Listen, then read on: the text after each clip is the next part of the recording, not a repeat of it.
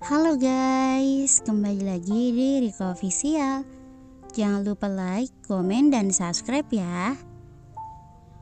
Anya terbangun sendirian di ranjangnya, masih telanjang dan tanpa adanya Pasha di sisinya lagi. Sepertinya pagi-pagi sekali lelaki itu telah pergi meninggalkannya. Masih terbaring di ranjangnya, Anya mengangkat kedua tangannya yang telah terbebas dari borgol. Menemukan bekas melingkar, kemerahan, dan luka lecet yang terasa perih pada masing-masing pergelangan tangannya.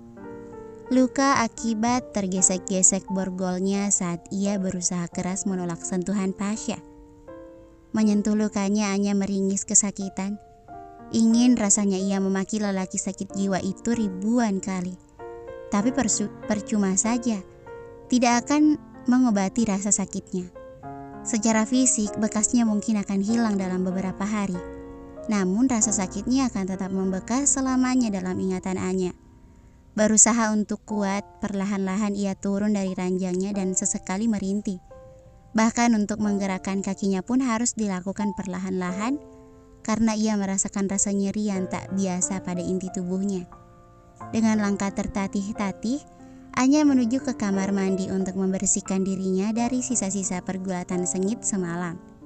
Namun saat ia melewati cermin setinggi 1,5 meter di kamarnya, ia berhenti untuk menatap dirinya dan merasa terpukul dengan adanya banyak memar dan bekas kiss mark mengerikan yang Pasha tinggalkan di hampir sekujur tubuhnya. Makin membuatnya ingin cepat-cepat membersihkan semua bekas mengerikan itu. Menggosok setiap inci bagian tubuhnya dengan keras, mengguyur dirinya begitu lama di bawah aliran shower yang mengalir deras. Berharap semua kesedihan, ingatan buruknya, dan penyesalannya ikut luruh bersama air. Menyesal mengapa ia tidak membunuh Pasha saja di Sumba, hanya karena ia masih memiliki hati nurani. Andai nasibnya akan seperti ini, ia akan menyetrum lelaki kejam itu tanpa tepat di alat vitalnya hingga impotensi. Tok tok tok. Terdengar pintu kamar mandinya diketuk dengan cukup keras dan Anya sengaja mengabaikannya. Jika itu Pasha, lebih baik ia mengurung dirinya di kamar mandi. Tok tok tok.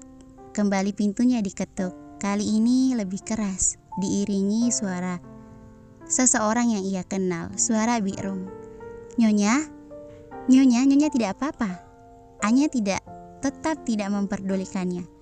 Apalagi mengingat Bi'rum telah mengkhianatinya dengan sengaja tidak memberitahukan kepulangan Pasha dan soal bagaimana bisa Pasha memasuki kamarnya sementara ia telah mengunci kamarnya. Lagi-lagi Anya dibuat terkejut, bahkan seharusnya sekarang Bi'rum tidak bisa memasuki kamarnya karena Anya sempat melihat pintu kamarnya masih terkunci dari dalam. Anya menyambar mental handuknya dan membuka pintunya, ingin memastikan kecurigaannya.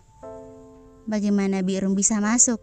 Anya keluar dan bertanya dengan dingin menatap Bi'rum yang tampak ketakutan ditatap sedemikian dingin olehnya. Dari pintu rahasia, Tuan Nyonya. Bi'rum menuding ke arah dinding kamar yang berbatasan dengan kamar Pasha dan membuat Anya terkejut bukan kepalang.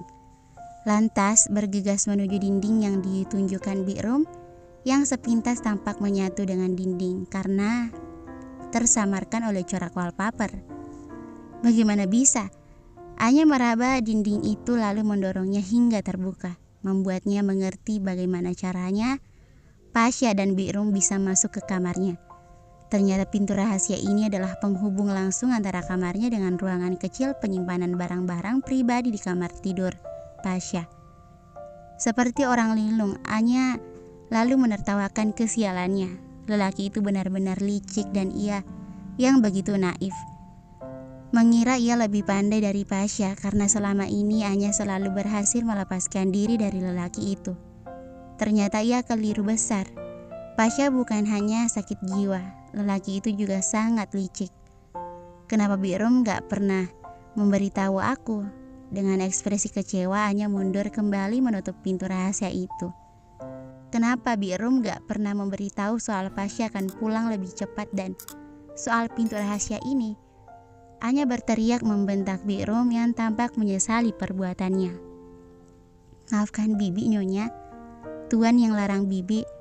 Bibi terpaksa, jawabnya dengan kepala tertunduk ketakutan. Aku gak akan memaafkan Bibi. Anya berkata sambil tertatih-tatih menjauh dari dinding terkutuk itu. Bibi sudah membuat aku diperkosa oleh Pasha. Mendengar pengakuan Anya, Bi'rum tertegun. Mengapa istri majikannya tampak begitu terpukul dengan perilaku suaminya? Tapi Nyonya, bukankah kalian pasangan suami istri? Sudah seharusnya. Suara Bi'rum terputus melihat Anya menatapnya dengan kemarahan karena mendengar pernyataannya. Anya menghela nafas untuk meredakan sedikit amarahnya yang juga ikut berkumpul di pangkal tenggorokannya agar ia bisa berbicara dengan jelas tentang kekecewaan besar yang sedang ia rasakan kini. Di dunia manapun gak ada yang boleh membenarkan seorang suami memperkosa istrinya, Bi. Ujar Anya dengan suara keras dan bergetar, menahan diri agar air matanya tak tumpah dan memperlihatkan kelemahannya. Namun air matanya tetap saja tumpah. Bi'rum terkejut dengan ungkapan Anya. Tak menyangka ia akan mendengar ungkapan keras yang berbalur rasa sakit yang bukan hanya ikut tergambar di wajahnya tetapi juga dalam getaran suaranya. Kenapa Bibi diam? Anya bertanya lagi. Bibi ingin tahu apa yang dia lakukan padaku. Bi'rum menggeleng sambil mundur selangkah. Kedua matanya telah basah ikut menangisi kesedihan Anya. Aku tunjukkan sekarang, ujar Anya sambil membuka mantel handuknya dan membiarkan terjatuh di bawah kakinya. Membiarkan Bi'rum dengan mudah menatap setiap bagian tubuhnya yang tampak buruk, sehingga membuat bibir wanita setengah baya itu terperangah, kaget menatap apa yang ingin ditunjukkan istri tuannya padanya. Menatap banyak memar beserta bekas kiss mark mengerikan yang tampak di sekujur tubuh Anya, membuat lidahnya mendadak gagu hanya untuk sekedar mengucapkan bentuk rasa empatinya. Lihat Bi, ini sakit sekali.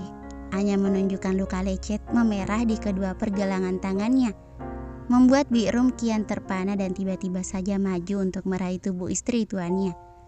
Mencoba merangkul tubuh Anya dan menangisi ketidakberdayaannya sebagai seorang wanita tua yang naif. Maafkan saya Nyonya. Bibi mohon maafkan Bibi Nyonya. Bi'rum bersimpuh sambil memegangi tangan Anya. Tapi Anya hanya diam sambil mendorong pelan Bi'rum, tidak mengizinkannya untuk menyentuh tubuhnya. Tertatih-tatih, Anya lalu menuju lemari baju untuk mengambil baju ganti, mengenakannya satu persatu tanpa suara. Tidak memperdulikan Bi'rum yang tiba-tiba telah pergi dari kamarnya melalui pintu sebenarnya.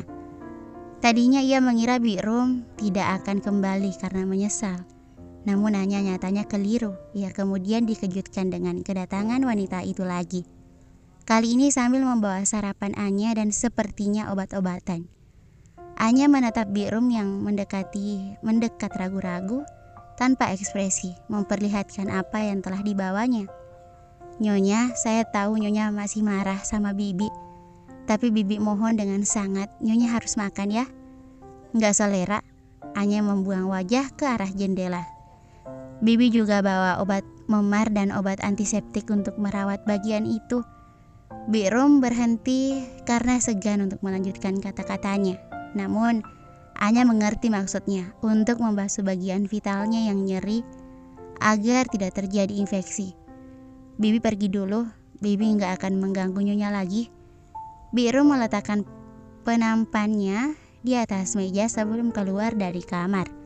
Tunggu, seru Anya tiba-tiba menghentikan Bi'rum yang telah diambang pintu. Ya Nyonya, di mana dia? Anya bertanya mengenai Pasha yang belum ia lihat sosoknya apalagi mendengar suaranya sedari tadi. Maksud Nyonya, Tuan. Bi'rum memastikan kembali. Iya, Tuan sudah pergi ke kantor sebelum Nyonya bangun tadi, jawab Bi'rum. Mendengar Pasha tidak ada di rumah, untuk sementara hatinya sedikit tenang. Matanya lalu beralih pada sesuatu di saku apron Bi'rum, menyembul sedikit. Benda pipih seperti ponsel yang langsung mengingatkannya akan ponselnya. Bibi tahu di mana tas dan ponselku disimpan? Tanya Anya. Maaf Nyonya, Bibi tidak tahu di mana Tuan menyimpannya, jawab Bi'rum. Kalau begitu aku boleh pinjam ponsel Bibi? Anya memintanya tanpa ragu. Dengan berat hati Bi'rum meminjamkan ponselnya, berharap Anya tidak melakukan hal-hal yang ia takutkan, menghubungi orang lain untuk membantunya keluar. Tuan Pasha bisa menghukumnya dengan berat. Namun setelah memegang ponsel Bi'rum, Anya kecewa. Ponsel Bi'rum tidak sesuai dengan harapannya. Ponsel Bi'rum ternyata habis baterainya. Bersambung. Thank you for watching.